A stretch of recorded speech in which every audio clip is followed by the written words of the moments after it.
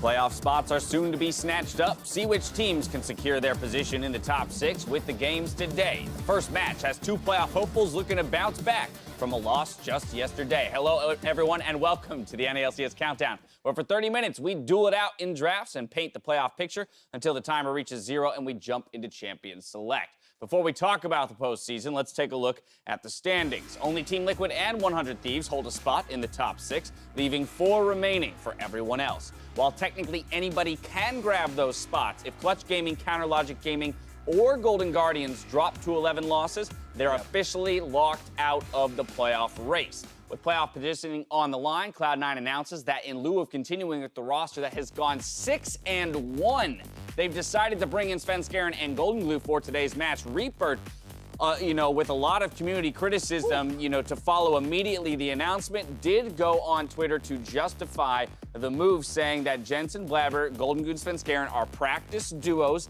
that cover for each other's weaknesses, and very specifically, they wanted to play this duo against Team Liquid because they feel they have a better chance of winning with these two. Jad, what are you thinking about this move? So I understand that people that have full faith in Reaper can buy that reasoning. And I also think Golden Glue deserves a starting spot, as does Svenskeren.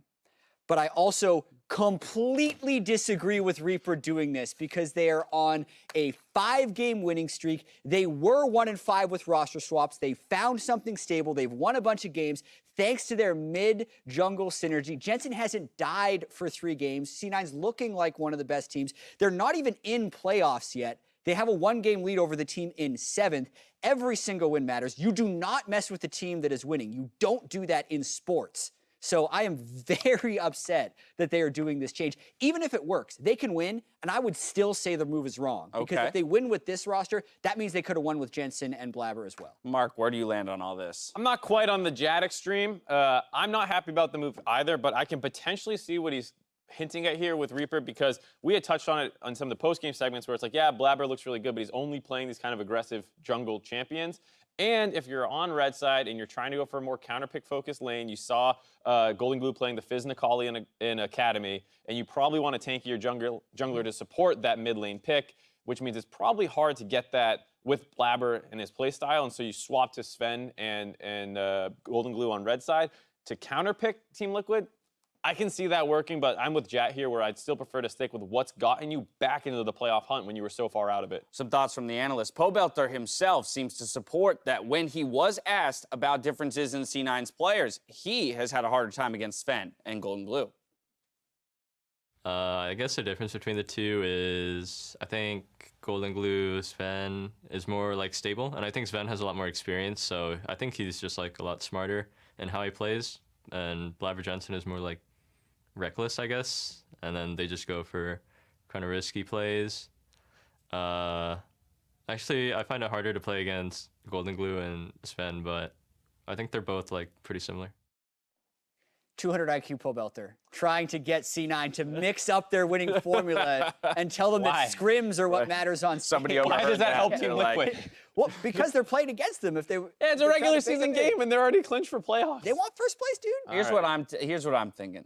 The Ultra Mind game is coming through. They've swapped out the jungle mid duo so that Kindred and Zillion will be left up. and then Sven and Golden Glue are just still going to play Kindred and Zillion, and it's going to catch Team That would be a Liquid tip of the cap. Yeah, right? Then you're a fan of the move. I thank Reaper for giving people even more stakes in this game. Because now, no matter what happens, you're going to be trying to slam them for doing it or defend them because it worked out. It's very true. It's either way, success or defeat. It's going to be a topic of discussion. Moving right along, though, I do want to talk about the other 3 teams that are in the race for playoff spots. Cloud9 being one of them, but FlyQuest, Optic, and TSM. Let's talk about these squads. Well, for me, even though there's 4 teams, 3 spots that we're kind of looking at, with the strength of schedule that FlyQuest has ahead of them, I'm pretty much willing to stick them into one of those playoff spots. They have 2 of the easiest opponents left, 2 of the last place teams, and then they close it out with Cloud9, who's very strong. But even if they pick up those 2 wins, that should give them enough victories to qualify for playoffs. So I'm willing to bet my pride on the fact that FlyQuest is almost a shoo-in. You're considering them in basically considering them in, barring a massive upset by one of the other teams. I think they will probably make it, but I'm not going to bet Mark's pride I will on bet it. everyone. You won't even Everyone bet in Mark's the pride NALCS on prides it? on it. I bet Mark's I mean, have pride you been on it. watching I don't know how the much same that's worth. NALCS this split? Like a 5-10 team versus 7-9 team. Like that's not a sure thing at Right. all. That's like a 60-40. In those All right, games. well, okay, but if we take what Mark says to be true, that suggests that there are only 3 teams then fighting for the final 2 spots. We already touched on Cloud9, so let's talk about those final 2, both TSM and Optic. Yeah, I think TSM Optic is a game that's still yet to be played, so that's going to be able to decide a lot. But TSM, I think, has one of the hardest schedules, as well as Optic having an incredibly hard schedule. Aside from the game they play against each other, they're playing teams right at the top of the standings. So both of these teams, in a sense, kind of need to pick up one of those clutch wins, because if they do, then the game against each other matters a lot less. Yeah, and that's why I think it even is more in FlyQuest's favor, just because those 2 teams who are battling for the same spot still need to play each other for it, and that's going to be a tough road for A them. narrowing playoff picture, only so much time to make moves in the standings. Let's check out what challenges those teams will face in our schedule, presented by Jersey Mike Subs. First up, Optic Gaming look to take down Echo Fox, followed by Golden Guardians aiming to defeat Clutch Gaming, with Freak, Deftly, and Contracts bringing you Game 4 from the NALCS Lounge on Riot Games 2 later in the day. If you're in need of a Hextech chest and a sandwich, then head over to jerseymikes.com, where using the promo code JMNALCS gets you a minimum of both of those 2 things and the added chance of winning an all-expenses VIP trip to the summer finals. Now, looking at the matchup in just 22 minutes, I want to get thoughts, or the coach's thoughts, on bouncing back from a loss in the face of playoffs. The team is always confident going into every game. You just have to remind everyone to trust our scrim results, because even though something might not work on stage, it definitely worked in scrims. So you still have to have that confidence, even though something might have not panned out the way that you thought it would, just to really trust yourself and just keep in mind that obviously you're still top players. Losing 1 game isn't everything. The Optic matchup is actually going to be pretty good, because I think that Power of Evil has been playing really well lately, and top lane matchup is probably going to be pretty volatile. So I do expect most of the action to be around mid and top, and our bot lane's probably going to do really well. I think the race for playoff is quite hard for us, because of course, obviously having 100 Thieves, Echo Fox, and Team Liquid plus TSM who's trying to catch up. They're there in do or die situation, just as we are. So I think it's pretty hard. It's pretty rough to go over these teams, but it's not like they are not unbeatable. Most of the teams manage to pull a victory against them, so there is a chance.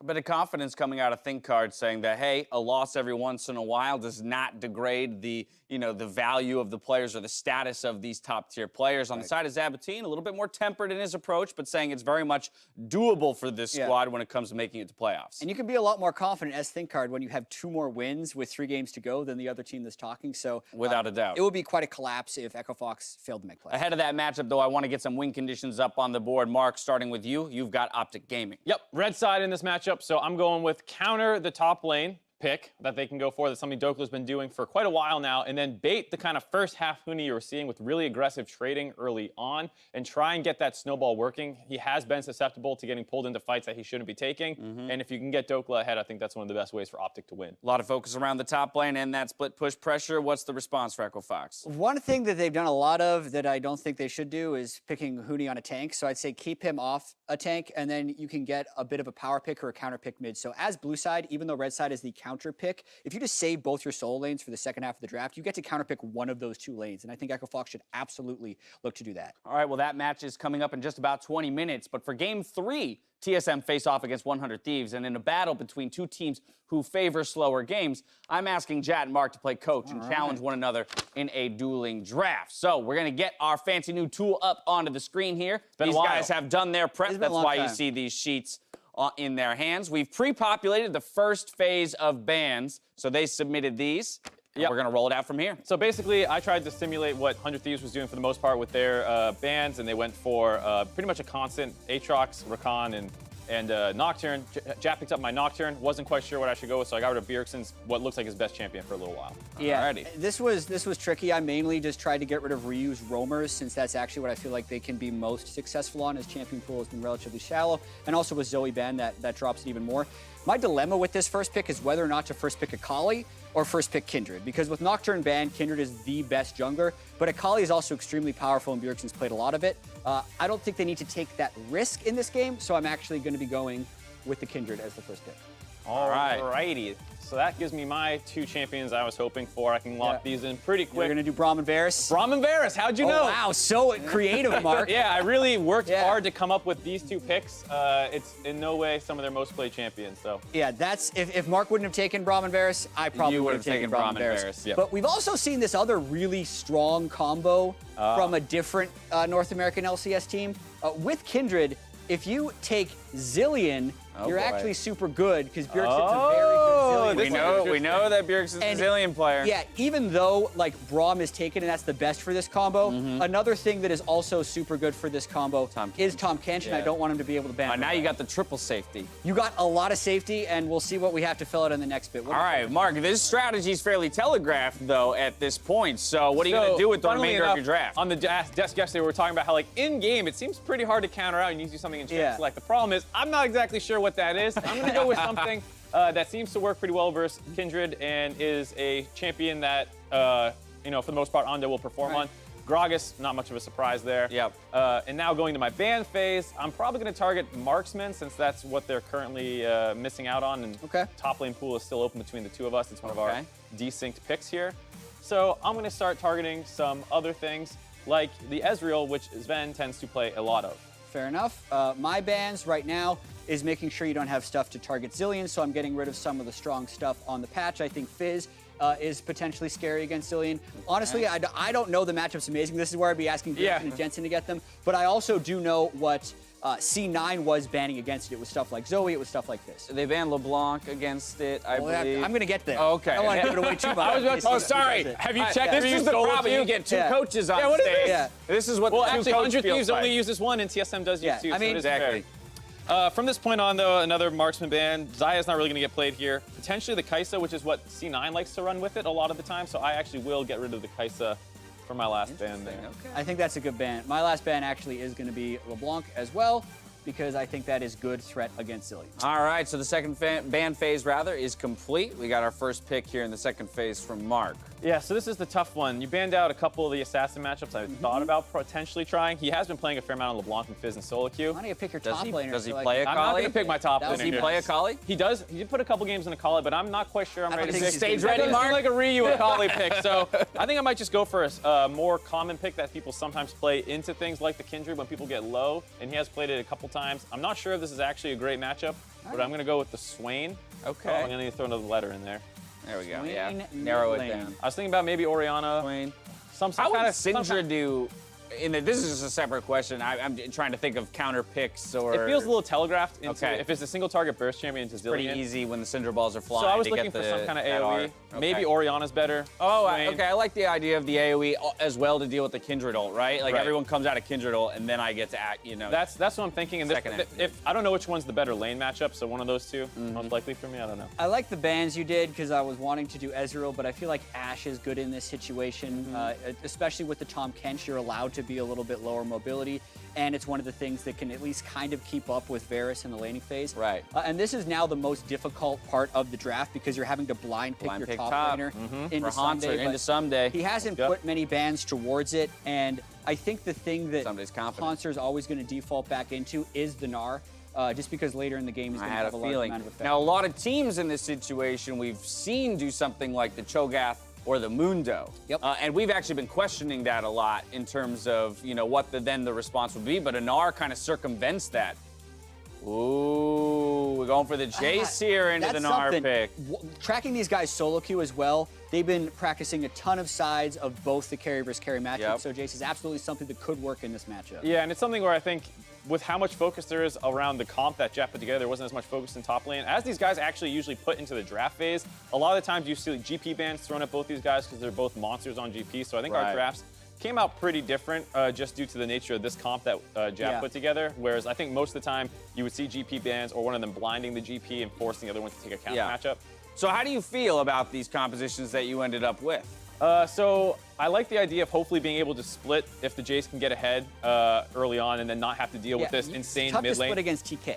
That's true. So, like lane matchup wise, so, you know, how are things going? What's the strategy of the 100 Thieves comp? Yes, split push is an option if someday gets ahead, but if he doesn't, are you worried about that 5v5 team fighting phase? I'm pretty worried about the 5v5 just from what we've seen out of C9 when they execute on this, but I should have winning side lanes in both lanes. The mid lane matchup is the one that I had the least information on, and that's when I'd hopefully be able to defer to Ryu, one of the players, to help me out with what they think would be the best matchup in there so I can get a stable mid lane matchup and focus more on getting my side lanes ahead. What about for you on the side of TSM? Well, my biggest worry is one of the side lanes is going to lose because Jace is going to have top pressure against Gnar, and I also have a weaker bot lane because he has Varus Braum, so that's going to be a struggle. It basically means that Grig has a very, very hard game as the Kindred, but he's probably camping mid anyway. I was going to say, because that's what we've seen Yeah. Cloud9 do is go mid, Yeah. so you're Part saying of my draft goals was sack the actually lanes. strong bottom side, but then I said, but if I can get the Cloud9 combo, since I think C9 should be able to play with it, I'm going to do that. So I did that anyway, and that sacrificed. You nervous, Mark? You dropping stuff on stage. No, I just don't need anything anymore. I won the draft. There it is, won the draft. Mark thinks he won don't the know draft. about We'll see how much those team comps resemble what we see in Game 3, but for now, we're going to step away. When we return, the Wheel of Misfortune gets another spin, and we get the audience to help us with another Jat Stats. That and a bit more after this.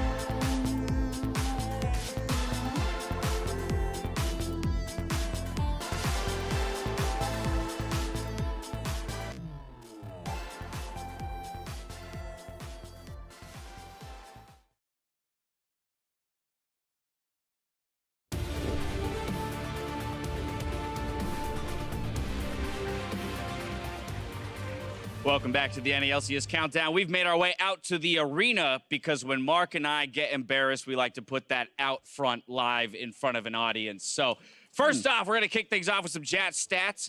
I'm sure you've done your work and have prepared some... Oh, the jingle, of course. Oh, my. Man, there is something Interesting. going on behind the scenes. Yeah, what are you doing to I people? mean, I'm not sure, Mark. I got to say, I got some good Jat stats this week. Did you know Jensen hasn't died since week 6? Yes. yes, I did. But I'm going to ask you then, who has the most deathless games? Because it's not Jensen in the NALCS this Well, week. yeah, he hasn't played every game. It's obviously not So, Jensen. yeah, that's... That was just to get into the question. Oh, that was the context yeah. setting for... So All right, I'm- so who's... I'm going to go with the KDA King, definitely. Definitely, right? Yeah. Yeah, That feels but- like an easy... But I mean, he's got to have like if you're gonna lose. But if you're a losing record, you die once in that Yeah, that's loss, potentially right? true. You got to Another- die once. Another good option would be Someday. He has So the a- highest KDA of top laners. right, a fully and they're deathless winning. game suggests that you can't have you that wanna- bad of a losing Deathless record. You want to games. split this one? This player has 7 I mean, deathless games. I would go with Someday if you want to go with definitely the I'll KDA. stick with definitely, why Okay, not? I'll go with I'm probably Someday, wrong here. the KDA leading. Yes, definitely. Of course. Yeah, of course it's definitely. Mark Whenever gets we it. split. Whenever Mark has a good Whenever we idea, split, Dash of doesn't listen to course. the good idea. Whenever Mark has a bad idea, Dash listens to the bad idea. Yes, yeah. That's usually how it goes. Next question actually Wow. has to do with gold share. So we all know Power of Evil has the highest gold share, but that includes funnel games. So in non-funnel games, which player has the highest gold share in the NALCS? Non-funnel game. Is this also saying that PoE no longer has the highest? Did you? I mean, that- he might have both. That's what I was about to ask. doesn't include him. It's one of those I think slide it might be a trick questions. one. Oh, Jet, we found you out. Did we? I don't know because it's another one of Mark's ideas, and if I This go is one along of my with bad it, ideas. you know 100% I'm saying we're gonna I'm be saying wrong. PoE again. You're gonna say PoE, Even in non-funnel games. I'm gonna go with. Oh wait, dude, does Smite mid games count as funnel games? I need Sass to check on that, actually. Oh, thanks for having your stats well prepared. Because here, I just used Yeah. the filter. Right? These are your stats, Jet. You're supposed. Yeah. If I ask a prepare. question, you should know because I might be Mickey. 'cause Okay, he's played it's a lot not of- PoE. Change your guess. It's Okay, not Mickey PoE. with gold funnel Smite. Woo! Okay, With the Talon, do a couple Smite. Talon games, like Yeah. jacked up his gold share. Okay, That's yeah. a pretty good guess. Okay. Sure, why not? I like your clarification, but it's actually Stixay. Whoa. Players. Yeah, you wouldn't expect it to be Stixay, but you think, they did one funnel game with Huhi, but Stixay with Biofrost apparently gets a lot of farm, and unfortunately hasn't been able to get it to I victory. mean, So, no one yeah. else is getting farmed too. I Final guess. question. We asked the audience on this one. It was a multiple choice, so a lot of you guys out there got to say it. Just which player in the NALCS has the highest damage per minute, 3 games minimum to qualify? Game for minimum. this All right, so before we answer, we're going to take a look at what some of the audience members here today had to say. So I think the highest damage per minute it probably belongs to Huni because he's a top laner. He's usually also the one that's either hard inting or hard carrying. So I'm going with that one. Maybe Lost, just because he's so new to the split, so he has like less time to bring that lower. Lost. Absolutely lost. I'm gonna go with Golden Glue, locking it in. I think Huni has the highest damage per minute. Cooney. I think Power of Evil because he's been hard carrying Optic so much this year, and he's had some huge pop-off games on Talon. I'm probably going to have to say Golden Glue here. I really think that Huni does, not just because he's on a pretty good team. I just think he's really cool. And he's a really cool guy. Great answer. All right. Those are So some good the multiple answers. choice for that is Huni, Golden Glue, Power of Evil, and Lost. So I here's don't think it's Tooney. my difficulty with this is that whenever I sort, I usually use 5-game minimum. So not 3-game yeah, minimum. So it's a Right, different so number. there's somebody who's played 4 games. Yeah, I that's don't now know. Flying under your radar. I don't think it's Tooney. Can we agree on that? Yeah, I don't think it's Huni. Okay. I would go PoE because I think that's what I saw when I was doing 5-game minimum like a week or 2 ago. I think But that's I a don't solid remember seeing. answer. I don't think Golden Glue played 5 games, so I would never have seen his numbers. Right, but that's why I want to go with Golden Glue, I think. All right, lock one in. I'm going to go Golden Glue. PoE. It's Huni. Whoa! Everyone says Huni's been underperforming, but he's been doing the damages. The How Gnar is game this was like at 800 possible? DPM. His Rumble games are around 700 or 800 DPM. Right, and then he just got smashed as... but he always Mundo, hits you like- while he's dying I guess that's true. for a lot of damage. He's That's always true. in It action. doesn't have to be good damage to be damage. Yeah. It can just be death Highest DPM damage. in the league as a top lane. Oh, I got my one goodness.